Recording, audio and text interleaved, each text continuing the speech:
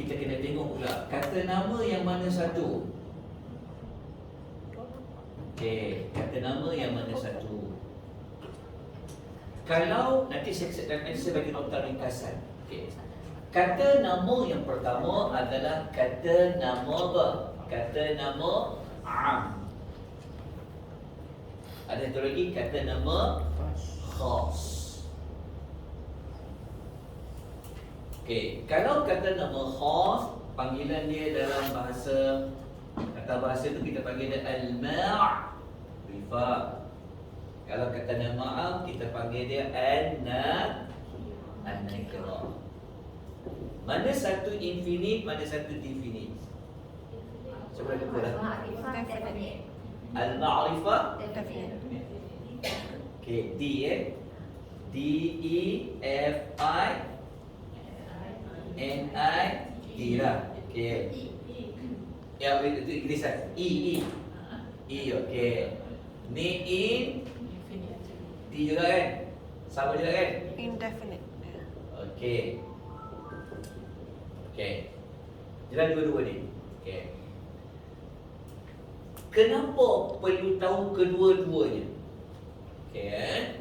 Kalau Allah guna kata nama khas dengan kata nama am, kalau khas dia mesti pertama ciri dia mesti menunjukkan kepada ada limitasi. Tapi kalau kata nama am, dia lebih kepada lebih luas. Limit lawannya luas lah. Okay, lebih luas. Jadi dekat sini, kalau kita ambil konsep tu, susah. Kalau yang susah, Allah guna ni ke Allah guna yang ni? Saya pakai perwarna lain Masih ingat kita minggu lepas?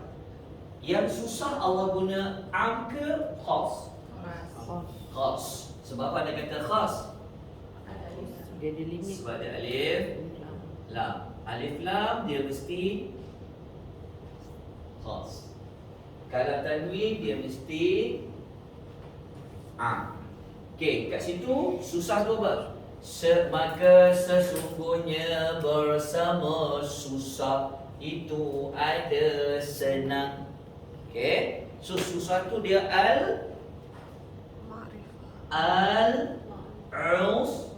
Usri. Betul. Kalau senang tu wrong. Okey, kita bulatkan dia.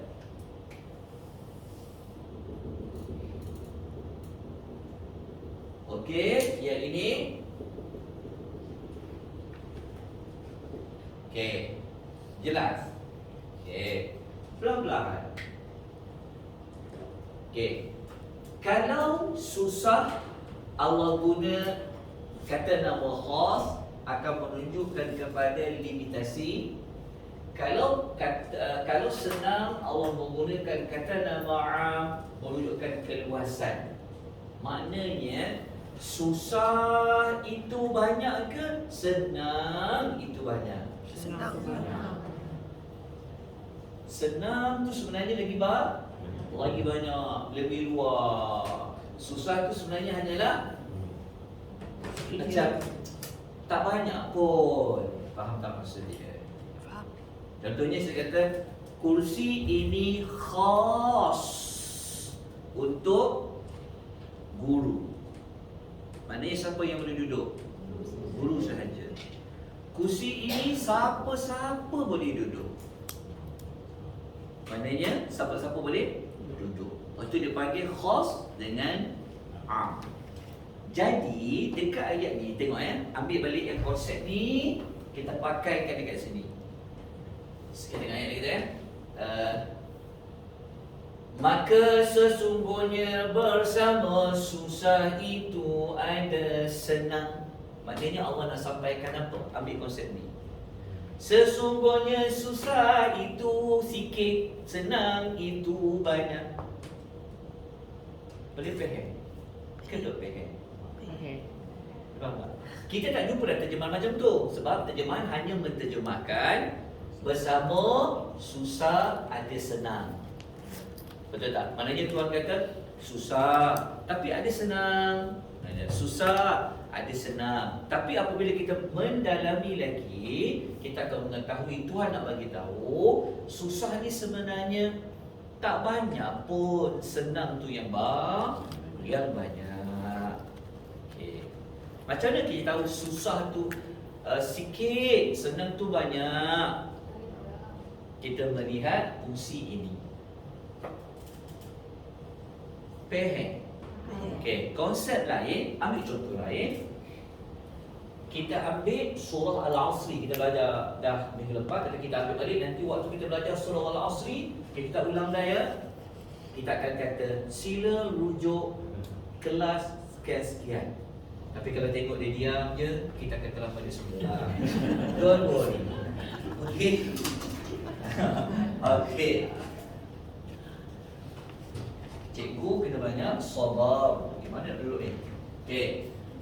Kalau kita belajar bahasa Arab, rugi tu apa? Rugi.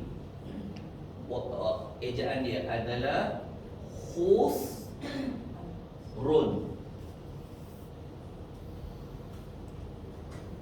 Khusrun tu adalah rugi. Okey, kha. Okey. Dalam surah Wal-Asri, ingatkan surah Wal-Asri? 3 ayat je. Ini 3 ayat ni kalau tuan-tuan selalu baca, kalau jadi imam makmum sayang tau.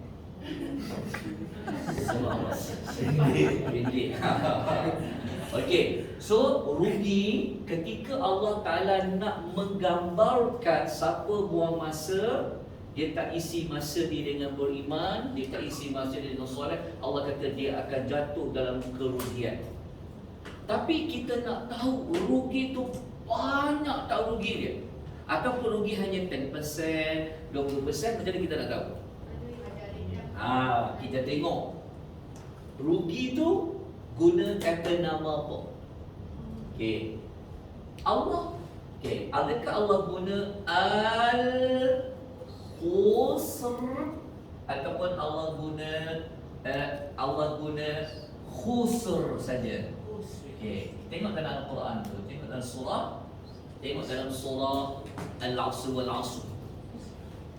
Innal insana lafi khusr. Tuhan kata innal insana lafi apa? Lafi khusr kan? Kan? Tanwin kan? Ya. Betul? Betul kan? Okey. Kalau kita jumpa, ada tanwin. Tanwin ni menunjuk kepada apa? Kata nama. Kata nama yang mana satu? Tengok yang ini. So dia ada tanwin. Okey. Kalau dia ada tanwin, maknanya dia adalah maksudnya kalau kat sini mana satu ni? Dia dekat sini lah. Okey, dia dekat sini. Allah tak pakai yang ni lah. Allah pakai yang ni. Kalau yang ni apa? Kalau ada L,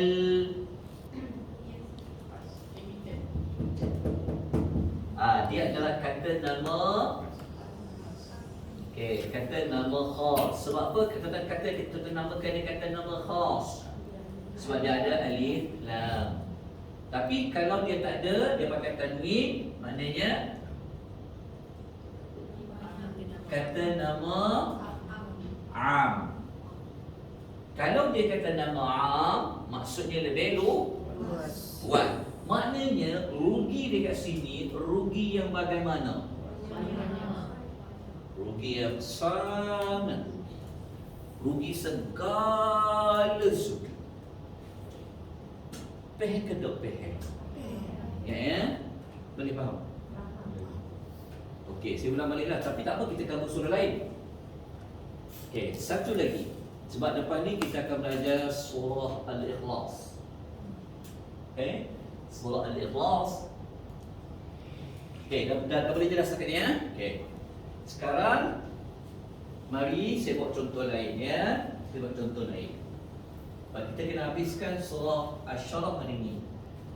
Ya, insya-Allah kita mohon Allah bagi memberkati kita. Okey.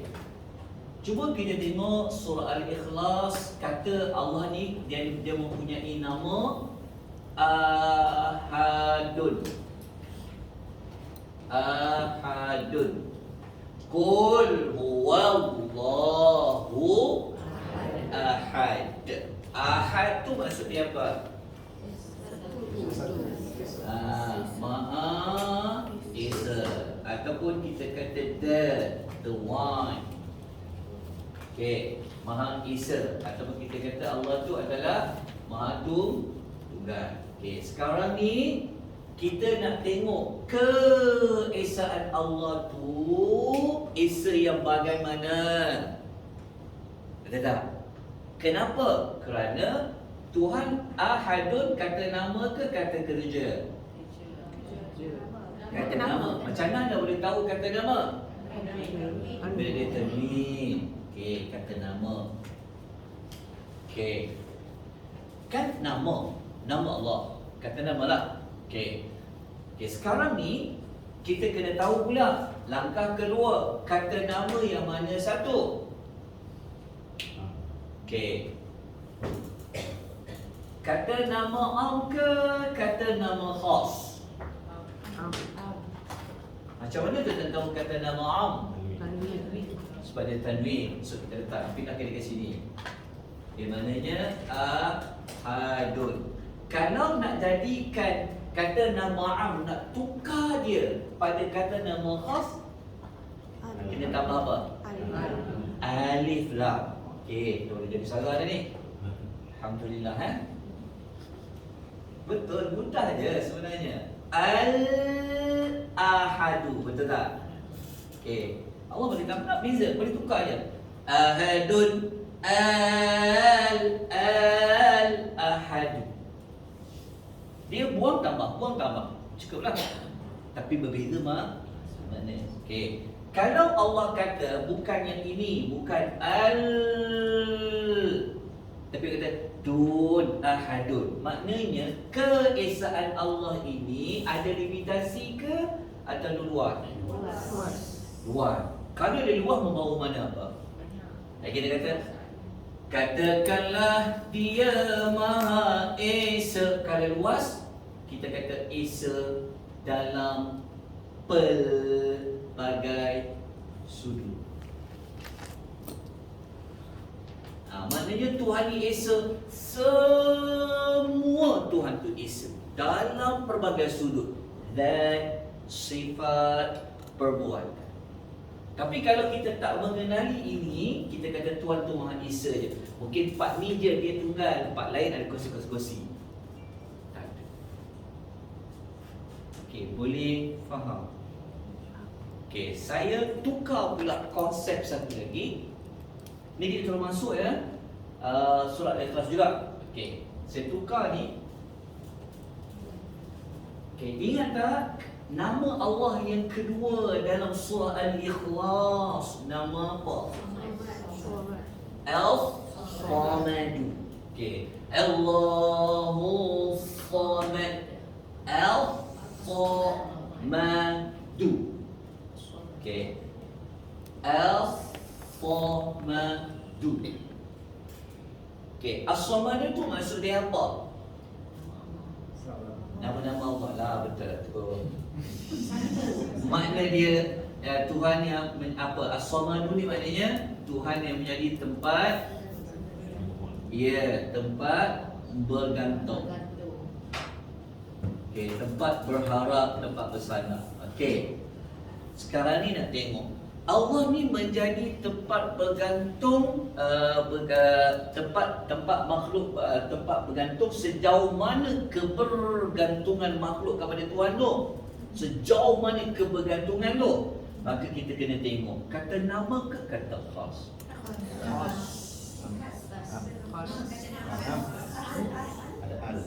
Kan kenapa ada dia apa?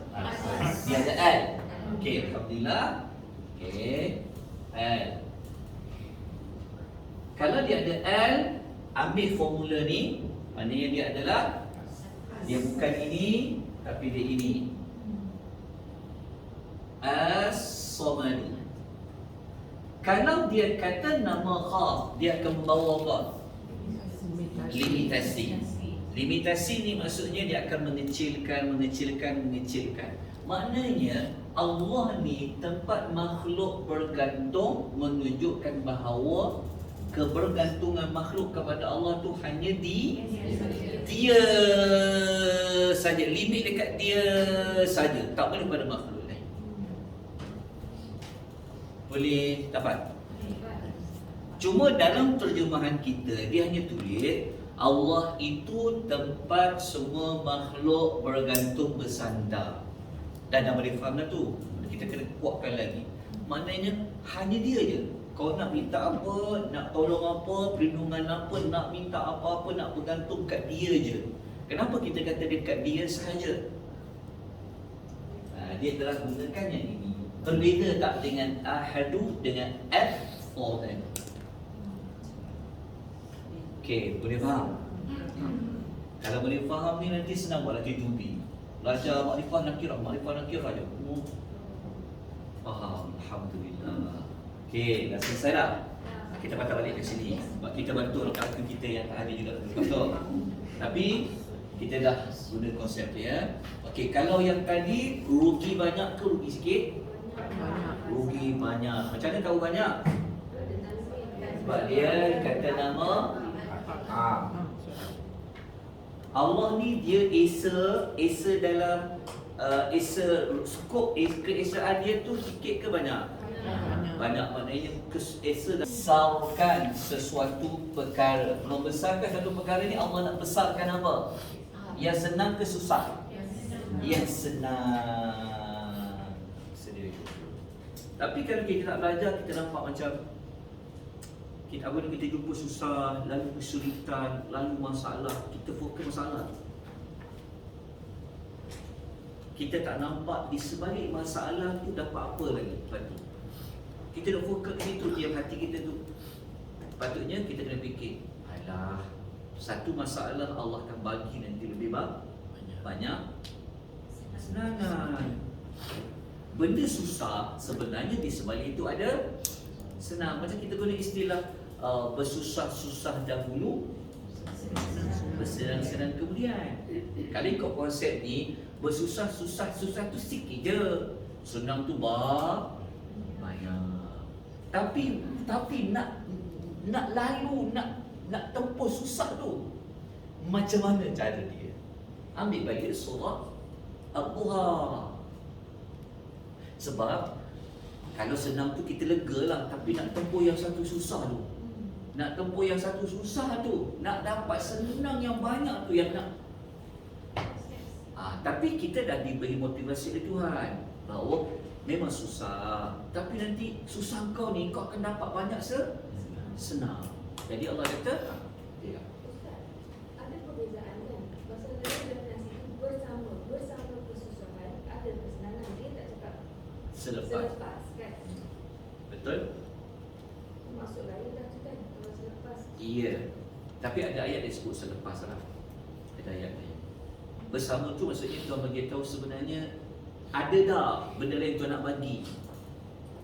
Adakah maksud bersama tu maknanya dari segi waktu cepat ke lambat ke macam mana?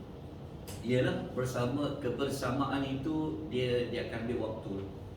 Yang tu kita tak dapat nak tentukan. Sebab setiap orang macam mana dia menerima susah tu penting. Setengah orang dia kata lah, kenapa susah ni cepat sangat habis. Dia itu kita kena masuk ke tadi nanti tajuk sabar dan tajuk. Tapi dia kaitan. Tapi sejauh spesifik wallahu a'lam. Atau maksud di dalam segala satu kesusahan yang kita nampak susah tu, sebenarnya dalam kesusahan tu ada yang positif dia.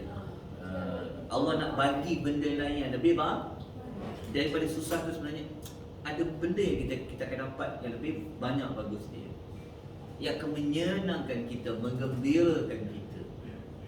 Tapi apabila kita kena susah, kita nak fokus ke situ. Dia ada persamaan dengan surah Duha. Okay, Nanti saya akan bagi nota khas problem solving. Solusi masalah dalam hidup. Saya nak kalau macam susah kita pergi nampak. Ha? Susah kita nampak, bila senang kita Ya, nampak. betul. Baik, kan? Ketika kita susah, kita nampak, kita boleh fokus kat situ. Kita tak nampak yang senang. Jadi teknik ni dia seolah-olah kalau kita gabung surah Duha, Al-Duha Allah mengajar melihat flashback kat belakang. Sebelum ni, yang sebelum ni. Lepas tu Tuhan juga mengajar kita supaya memikirkan akhirat akan datang. Maknanya nanti dekat nota yang saya akan bagi tambahan tu, soalannya kita kena fikir macam ni. Macam mana kita faham, okey, di sebalik susah ni nanti aku senang. Senang tu banyak daripada susah.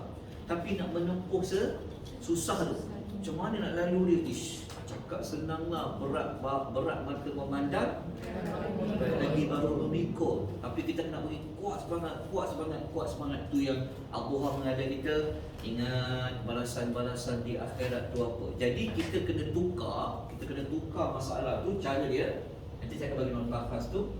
Kita kena tukar benda yang susah tu, kita tukar